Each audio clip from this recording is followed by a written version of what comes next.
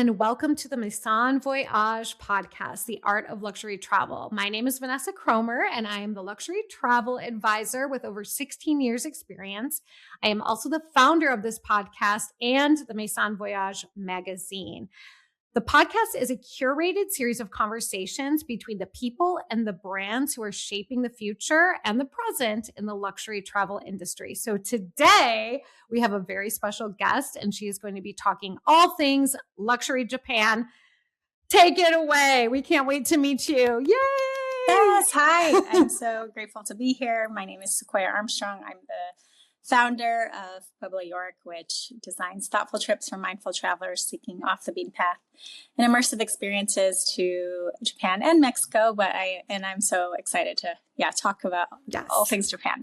Yes, I feel like this is like for me, I've been doing this a while, but Japan, I do book Japan personally for luxury clients, but I am so excited to just hear your take on it, like all the things. You know what I mean? I want to know, like, where are we sending luxury clients in Japan? What does luxury travel in Japan even look like? Is it a specific resort? Is it a specific experience? Is it just the overall vibe? I just can't wait. I'm going to let you just roll with it. Tell me all the things. Let's go. Yeah.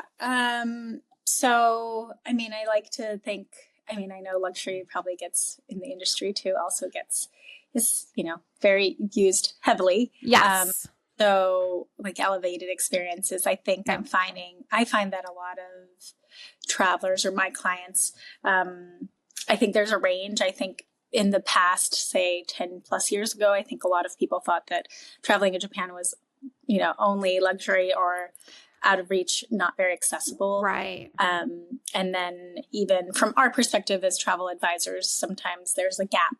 Yes.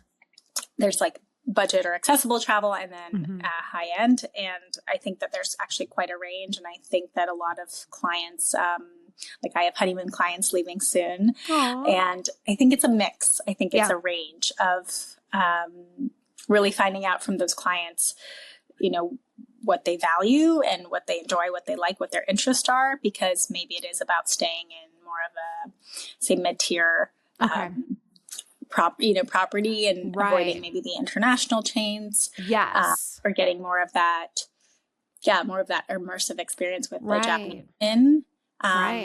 Which, and I think what surprises a lot of clients is, Japan, how quiet it is, and that a lot of meals are included when you do book accommodations. And so I think that's something to keep, that's helpful. And I think that really my passion is really getting clients off the beaten path, because if they're just going to the same, 3 cities, then that adds to the crowds and high seasons. And which is, of course, there's a lot of places around the world experiencing that. Of course. And Japan is pretty vast.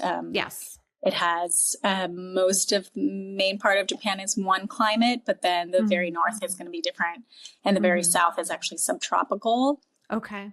And so I think that the style of travel, as much as possible, if clients can, I want them, travelers to slow down a bit and have that space to actually enjoy their experience in not just in the moment, but after, to like reflect on 100%. That. And for some of these people, it's definitely most clients' first time visiting Japan and maybe even Asia. Right. Yes. And then I think that, or it could be a once in a lifetime trip. And I think that I also noticed just within the industry, I think a lot more people have been doing like heritage trips. Okay. So for some clients, they have, a connection to Japan. And so it's like a really meaningful family trip. Oh, and I just always am so honored to be part of Oh, that's really special. Oh my goodness. Yeah.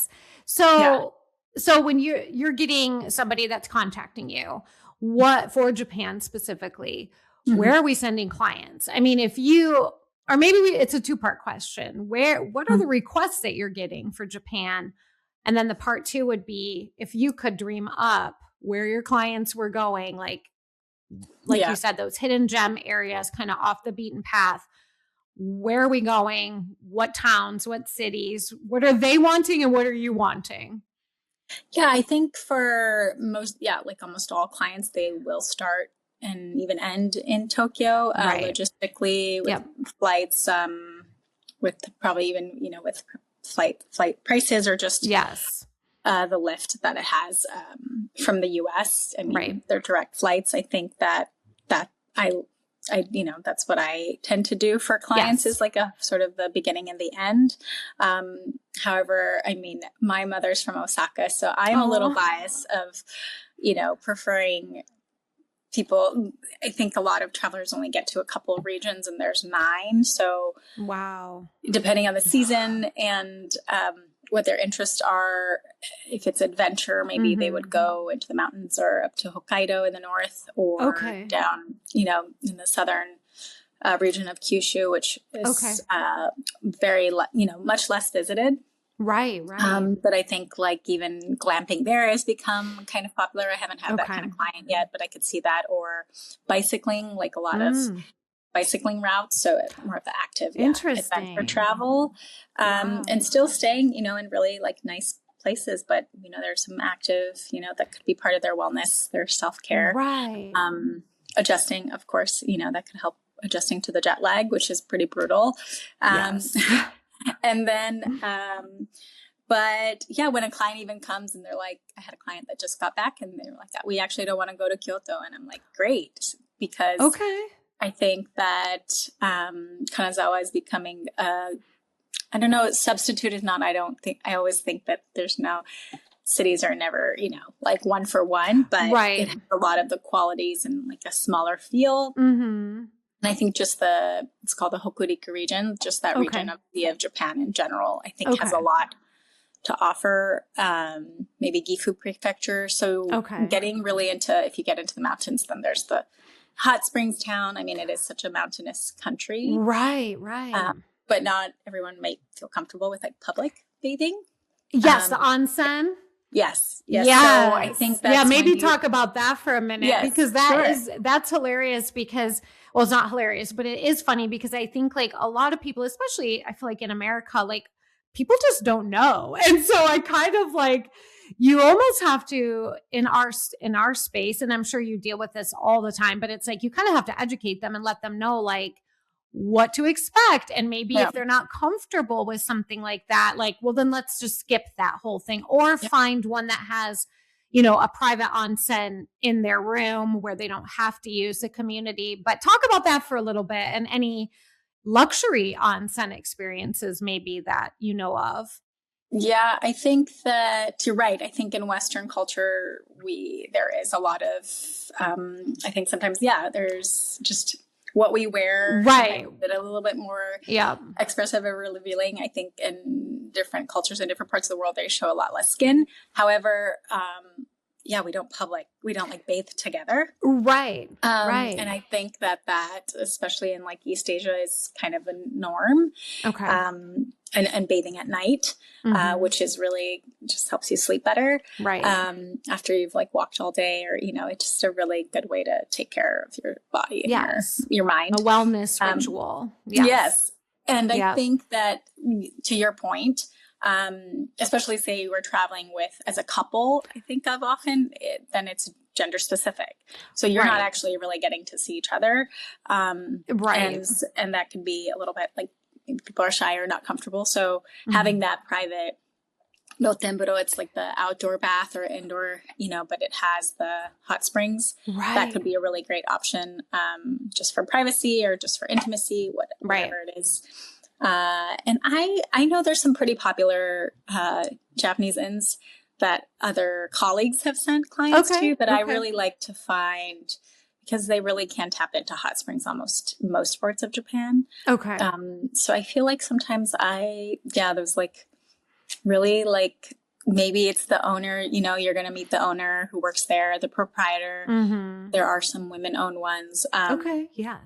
So I think I like to find those, like specific smaller ones, but in the, in the hot springs towns. I'm trying to think of some off the top of my head. Yeah. Do you send a lot of clients? Do you have a lot of requests or for that? Not necessarily like the most elevated, but certainly in I see other people's questions about trying to find, they're trying to find a ryokan near Mount Fuji or Hakone, which are really popular. But that's also the thing about getting off the beaten path, because you could have stay at a luxury ryokan and it could be a little bit more accessible. Right. Yeah. So I think that, there, especially like I mentioned before, Kyushu is also really, there's just some famous areas and parts for hot springs. And just because it's a luxury inn, I don't know that it's necessarily always going to be the best hot springs. Right. No, that makes sense. Yeah. So, so moving on from that topic, what are some really curated experiences that you love for your clients that are in Japan? Like, what's your favorite thing that you customize for them? Yeah, I've had, there's certainly like some travel suppliers, partners that are, of course, I think that offer it better than others. Yep. More specific to the client's interest, depending on what because there's also a lot of travelers and people now who don't drink. So, but they're, having like a private sake tasting with some dishes or, miso, like how to see how miso's made. Ooh, I love that. And tasting that when client didn't need to take it home, but they could have. I really like for clients to do like a half-day private walking tour. Okay. Then I think it really helps them to get a sense of where they are. Yeah. Either early in the trip or early in that city place. Okay. Or at the end, like if they're returning. Yes. I think you get much more feel. You are, likely it's going to be someone who's local to the city. And I think they give a lot of insight. I guess it could be like a win for client only asked me to help them book a walking tour for Tokyo, and they figured everything out. It ended up that was their favorite. Like they booked others in like Kyoto and Osaka, but that was their favorite. And I think it's because they also customize it to that client's interest. I love that. Yeah. And so it's going to be different for every client, but it's really like it not being too long, especially if say people have like families, like young children. Right. True. Yeah. And I think there's definitely some that I've offered and they haven't really, always wanted to do it. But I think sometimes more people who are really into history. Yeah. Like actually, I guess these honeymooners coming up, by the time this comes out, they would have already gone, but they're doing making ceramics. Ooh, I love that. Like a really immersive thing, like the studio, and then like making it and getting the history. And I think, I really love to find those kind of experiences for them, that are really unique, like to their trip, right? But they're gonna really resonate with them and be excited and learn something and support a local business or a local family. Yeah. And I think they're doing also one which includes like going to like a wasabi farm. Ooh. Yeah, the Japanese horseradish. So more of like even food related outside of cooking. Right. Yeah.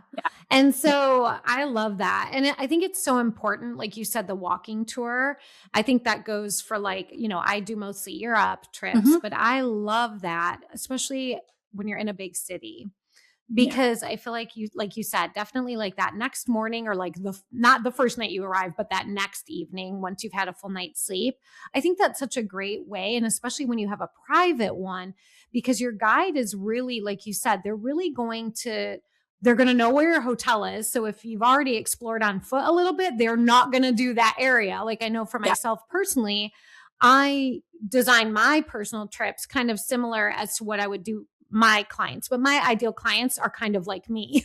You know what I mean? It's couples, they have a certain amount that they're spending. It's higher end.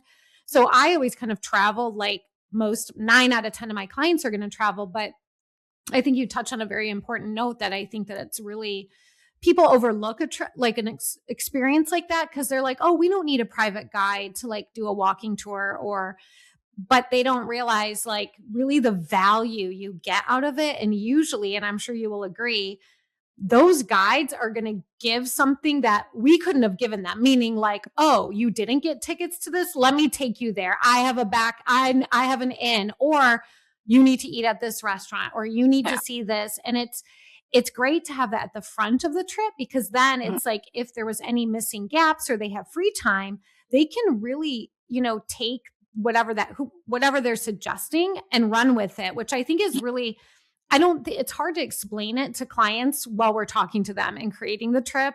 Like it's very hard to explain that, to be like, oh no, trust me, you're going to want this. And here's the reasons why, which I'm sure you do. And I do as well.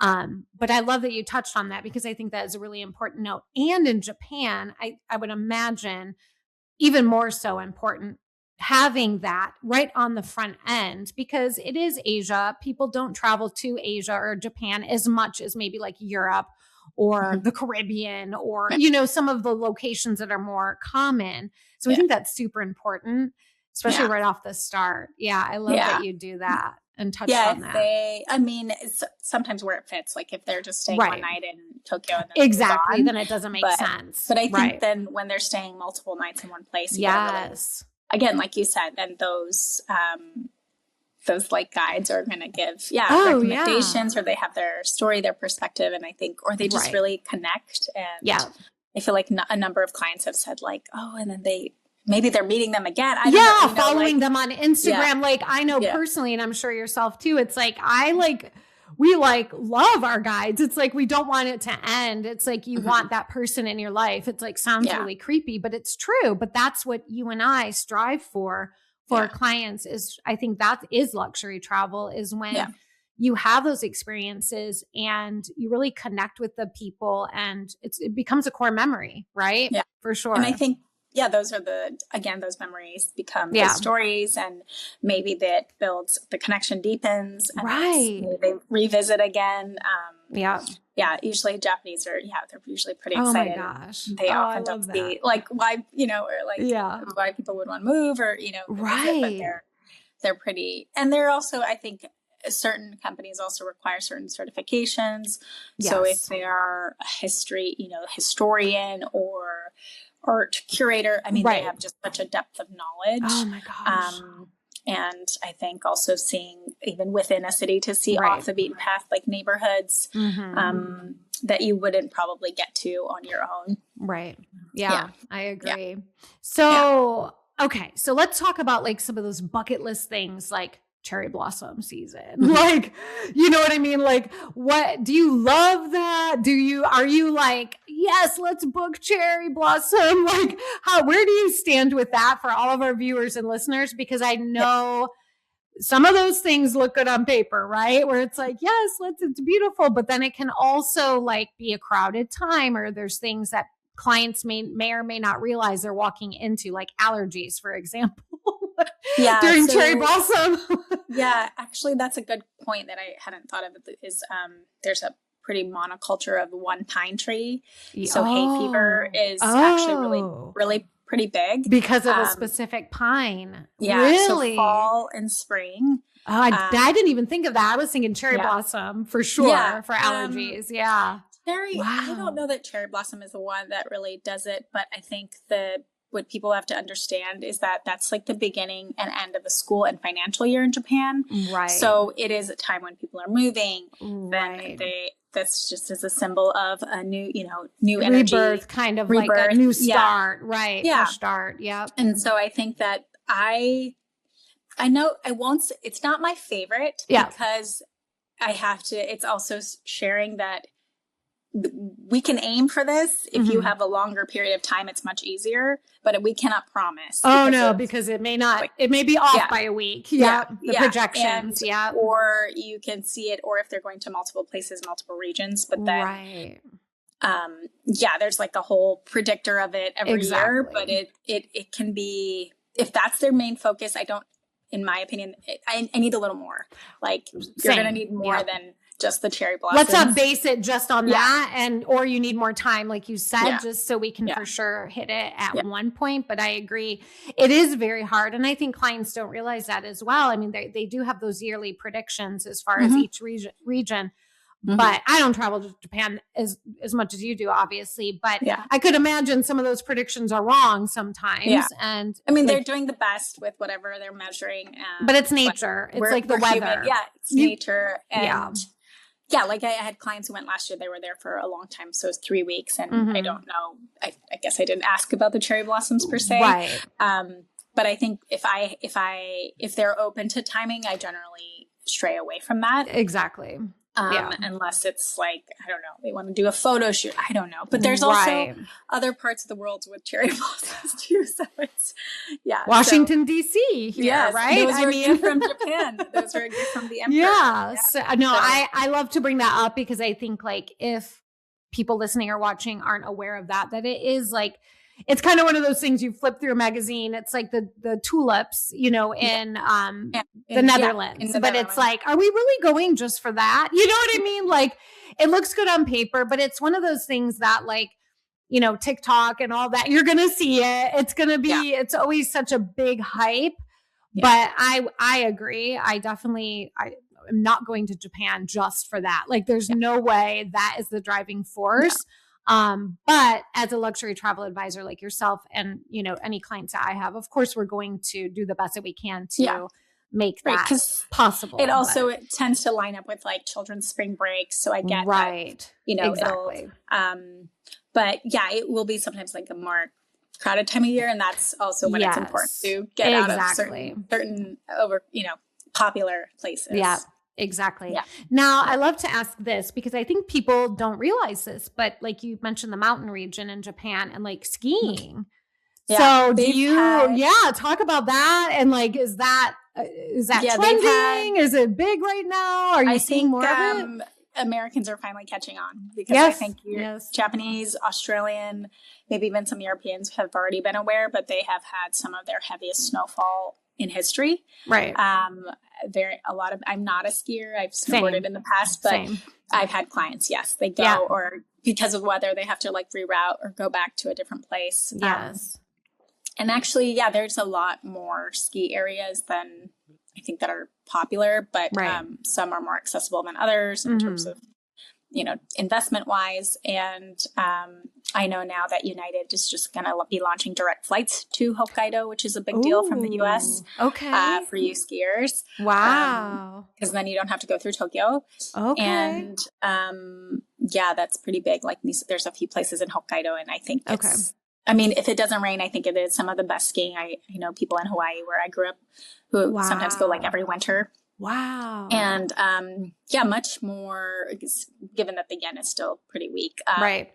Yeah, it's probably, even though it's farther, you could be there a little longer and have like a really great time ski trip.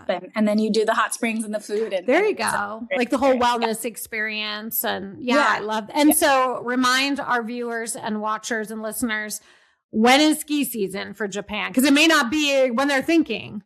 I think it's pretty long. I would say, what did they announce? I think I've seen it. Yeah. Late, like around from Thanksgiving. Yes. Or Thanksgiving, or at least which US is maybe not Canada. Kind of early because because a lot of ski seasons, they're not getting snow even. Exactly. Colorado, it's pretty dry. Like the Rockies were dry this year. Exactly. Yeah.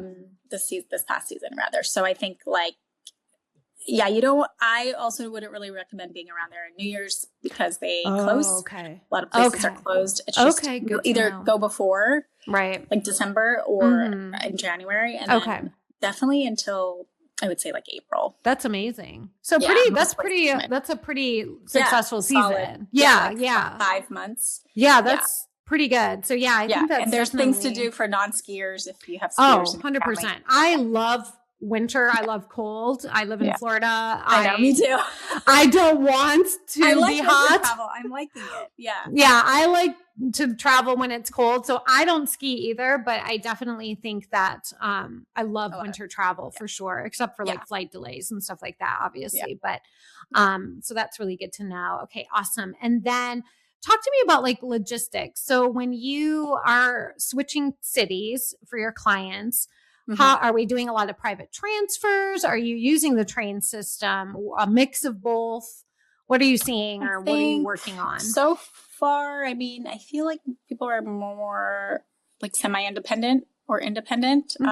Yeah, I mean, the trains are really fast and efficient. So exactly. Yeah.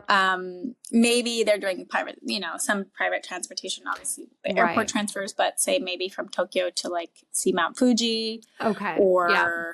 But I think mostly, the trains are pretty quick. I know, right. And I think that probably even experienced travelers, even if they've been to Japan, that definitely trips up a lot of people. So that's where I think I provide a lot of guidance and help. Right. And if they were really, if it was really like a full service, then then I would be either working with a partner or myself and booking that for them. But really, I like to give them guidance and as much knowledge. And then also, they are adults. So it's like, yes, you have the agency take some to ownership, book your ticket. Like, here's the link, you can book it. Yeah, I love that. Yeah. And it's funny because I know, like, for Europe, for me, most of my clients, well, depending on the country, obviously Italy has like the best train system, I would say, in Europe. I'm partial to Italy with the trains. But with Japan clients, sometimes, unless you're working with like a DMC or, you're a partner that they're pre-booking those trains, I would say 9 out of 10 of my clients, I'm just, like you said, you're giving them the instructions. It's like, we're doing your hotels. Maybe they have their airport transfer back to the airport. Usually, I don't know about you, but I feel like with Japan, flying into Japan, sometimes my clients are just grabbing transportation when they get there, just because the times to get through everything can be such a variable, especially as of late. But usually I always do a private transfer at least to the airport on the end of the trip. But I'm like you, a lot of clients are kind of liking maneuvering the trains in Japan, and it does seem very simple as far as you can pre-buy it, you don't have to stress as much. There's not a lot unless of stress. You're traveling in like the high season or holiday season, you actually don't even need to like necessarily, they have flexibility. You're not going at rush hour. You're not going, maybe not often aiming not to travel on like a weekend or Friday. So I think that, it seems very urgent to people want to book things, but there's also a kind of a beauty with having, this is a maybe ideal window to go on it. But depends on when you want to get there. And I agree. And talk to me too about Japan, which I think most people don't know about this either, is that and you obviously probably know more about this than I do even, is like the holding luggage and like delivering luggage to places. That's like something most places don't do. So what is that all about? Well, they have logistics, like really, it's either organized, well organized. I think Kansai International Airport has never lost a bag in their history. Wow. Are you serious? Yeah. So you can arrange to have your bag sent directly to your hotel, right? Yeah. You might not always be the same hotel day. To hotel in a country. From city to city. Yeah. That's crazy. That's crazy. I mean, I like to pack light, so it's not really as necessary. Right, but if you had multi trip, they could do like the bigger luggage is shipped, and then they just take something on the train. Oh my goodness. So do you find that a lot of your clients are utilizing that service? Do you help with that? Or is that something that's very easy for them to just do upon arrival? It's not even something we have to pre-plan. I think some clients just did it on their own. Same. So did mine. From there, I actually gave guidance. I don't always ask about like, how much luggage are you bringing? Right. But I don't do that for them because the hotel will or convenience store will. But I didn't do it myself. But I've done it for other things. And I think I just give them again the links. You tell them what to do. Yes, exactly. And I think that's important to our viewers as well. If you're new to this, using a travel advisor, we give you all the things that you need. So if you're working with us, everything that we're referencing, you'll have like a online portfolio. That's kind of what we're saying. So all of that good information is going to be in there. And I know you're amazing. So I know that you're fully equipping your clients with everything that they need. But I love that because I think that is something really cool. And like that's unique to Japan. I mean, there's probably other countries that do it, but definitely not on like for Europe. I mean, there's probably services you can, but they're way more expensive. They're more of a major concierge type thing. But in Japan, it's like normal. It's like totally normal. Like you said, they have never lost a bag, which is insane to me. Yeah. Yeah. I love it. That's impressive. Yeah. That's luxury travel there. I'll tell you. I mean, that's pretty nice.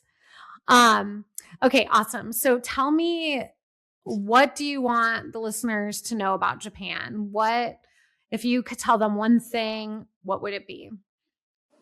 I mean, I think you could plan ahead thinking like a year, but a lot of things also in Japan, you can't really book a year ahead. Yeah. So, thinking maybe like 6 to 9 months, depending on your travel advisor. Sweet spot. Yeah.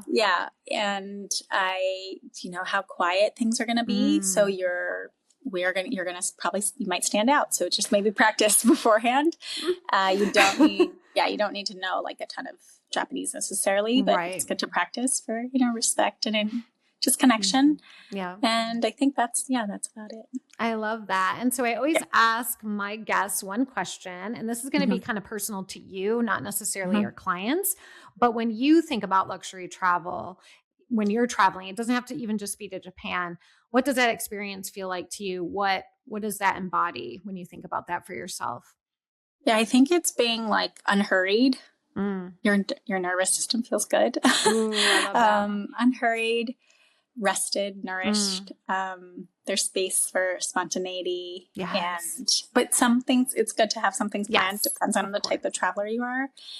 And just, but I love to allow those like spaces for meeting people and finding out their recommendations or just, who knows, you make a new friend. Like, I love that. Oh my gosh. I think it's like the time and the space. Yeah. And I think too, like when we're meeting clients and when we say the word luxury, they're thinking dollar signs.